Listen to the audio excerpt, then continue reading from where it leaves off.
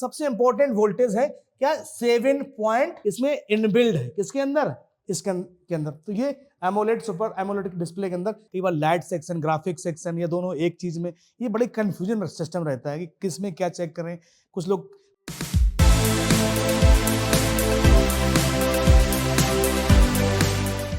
Hello friends, welcome to Future Net. मैं पंकज कुशवाहा।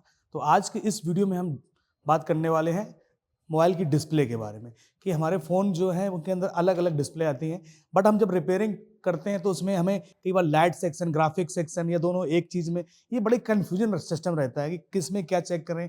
कुछ लोग बोर्ड के अंदर लाइट सेक्शन ढूंढते रहते हैं, किसी में क्या लाइट सेक्शन होता ही नहीं है। इस तरह के कई सारे कमेंट्स मेरे चैनल पे आए, तो मैं सोचा कि कुछ ना कुछ इन्फॉर्मेशन आप लोगों को दे दी जाए। इससे क्या एक आइडिया अलग सा है कि अगर आप जब रिपेयरिंग करने बैठे तो हम क्या चेक करें और कहाँ पे क्या।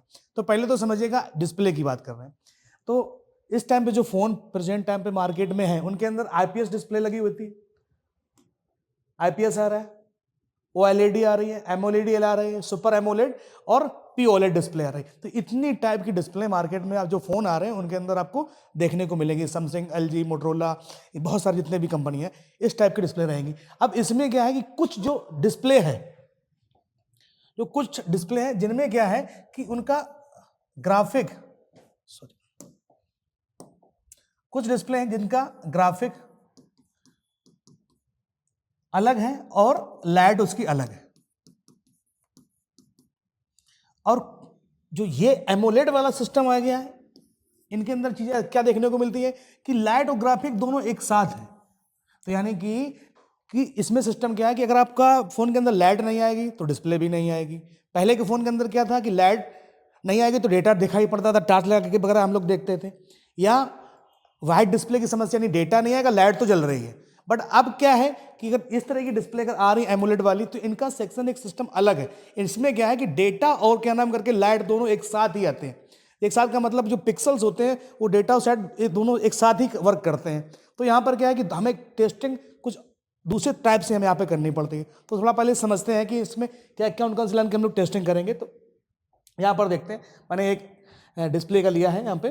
तो इसके अंदर सिस्टम क्या, देखिए पहले थोड़ा कि यहाँ पर जो है एक तो इधर लाइनें जितनी दी गई 10 लाइनें, ये इनको बोलते हैं मीपी की लाइनें हैं ये। यानी कि इसमें आपको देखने को मिलेंगी तो डेटा की लाइनें, डेटा और क्लॉक की लाइनें। तो यहाँ पर जैसे यहाँ पर है, ये हर फोन के अंदर आपको देखने को मिलेंगे। डेटा 2 नेगेटिव, डेटा 2 पॉजिटिव, फिर data 1 negative, data 1 positive, clock negative, clock positive, और data 0 negative, data 0 positive, data 3 negative, 3 positive. ये लाइन है मीपी की लाइन है। यानी कि ये 10 लाइनें हर फोन के अंदर आपको देखने को मिलेगी। आपको यहाँ पर ये सब चीजें, इनके बीच में क्या होगा, यहाँ पे कॉइल्स लगी रहेंगी जो क्या करेंगे काम यहाँ पे फिल्टर करने के लिए। कई बार यहाँ पे कॉइल्स वगैरह खराब हो जाती हैं तो क्या कर सकते हैं, हम इनको निकाल के जंपर कर सकते हैं इस साइड से, इस तरीके से। बट अब बात क्या है कि यहाँ पर सिस्टम एक और दे दिया गया है कि यहाँ पर एक वोल्टेज अलग से रखे गए हैं। यहाँ पे VSP और VSN, जो पॉजिटिव वोल्टेज है वो +5 वोल्टेज है और VSN -5 वोल्टेज। अलग अलग सर्किटों में ये थोड़ा बहुत वेरिएंट आपको देखने को मिलेगा। किसी में -4 लिखा होगा, किसी में +4 लिखा होगा। यानी कि और सबसे अच्छी बात क्या है कि यहाँ पर जिसके अंदर लाइट सेक्शन होगा उसकी पहचान क्या है कि जो डिस्प्ले जो जैक है आपका, डिस्प्ले जैक पे एक लाइन होगी जिसका नाम है LEDA। तो LEDA जहां पर लिखा है तो समझ जाइए कि इसके अंदर क्या लगा है, लाइट आईसी लगी है। जब भी आप फोन को रिपेयर करेंगे, जब उसकी सर्किट में आप देखेंगे तो अगर LEDA लिखा है तो समझ जाइए कि उस फोन के अंदर लाइट आईसी लगी हुई है, यानी ग्राफिक भी लगी है और लाइट आईसी भी लगी है। तो यहाँ पर LEDA की लाइन पे पता ही आपको 15 से लेकर 50 वोल्ट की सप्लाई यहाँ पर आपको देखने को मिलती है। तो यानी कि ये लाइट सेक्शन है। तो अब क्या है कि अगर जिस जैक में आपको LEDA की लाइन ना मिले तो आप समझ जाइएगा वहां पर मामला क्या है, दूसरे तरीके से। यानी कि जो है डिस्प्ले और का जो ग्राफिक है और डेटा दोनों एक साथ आएंगे। ये एक सबसे बड़ा पॉइंट है। यहाँ पर आगे बढ़ते हैं। जैसे यहाँ पर एक मैंने और लिया है, ये है एमोलेड डिस्प्ले। अब यहाँ पर देखिएगा, अभी हम इसको एनिमेशन के जरिए भी आपको समझाएंगे। यहाँ पर पूरी लाइनें क्लियर कराएंगे यहाँ से। अब जैसे यहाँ पर एक ही LCD जैक है सैमसंग का, तो यहाँ पर देखिएगा मीपी की लाइनें सारी ऑलरेडी हैं। Data 2 positive negative, 1 positive negative, clock positive negative, और डेटा 0 पॉजिटिव नेगेटिव और डेटा 3।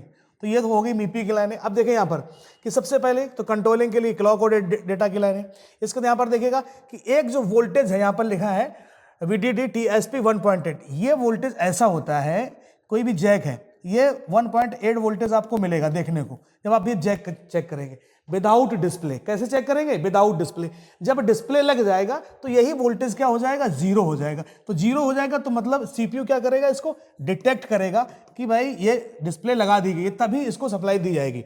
तो यहाँ पर 1.8 वोल्टेज क्या होता है? डिटेक्शन का वोल्टेज है। जैसे आपने एलसीडी लगाई तो वहां पे क्या हो गया? वो वोल्टेज जीरो हो गया, सीपीयू समझ गया कि एलसीडी लग चुकी है, अदर वोल्टेज भी इसको दिए जाएं।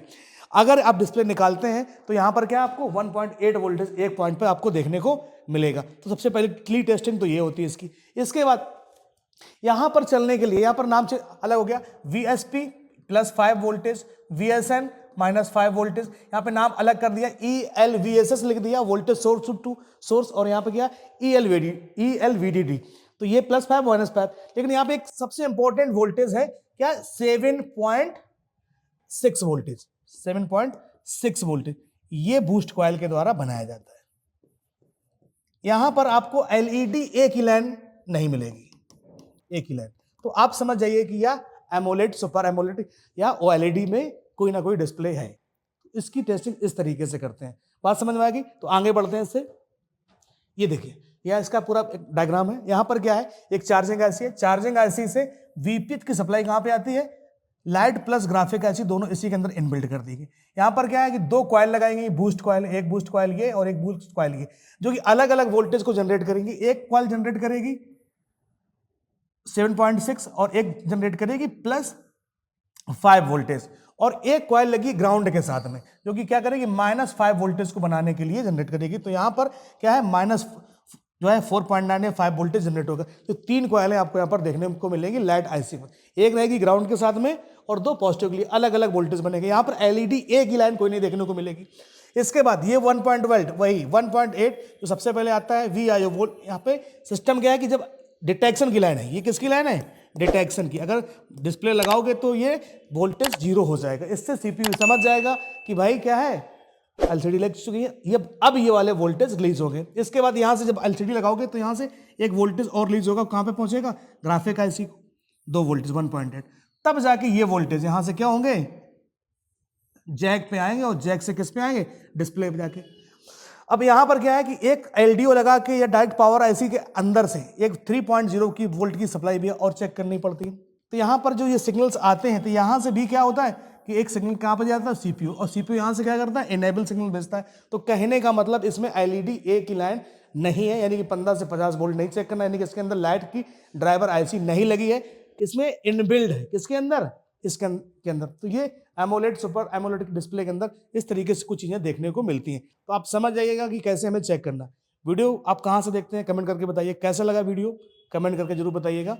कुछ कमी है वीडियो में तो भी आप बता सकते हैं। मिलते हैं आपसे एक नई वीडियो में। Thank you.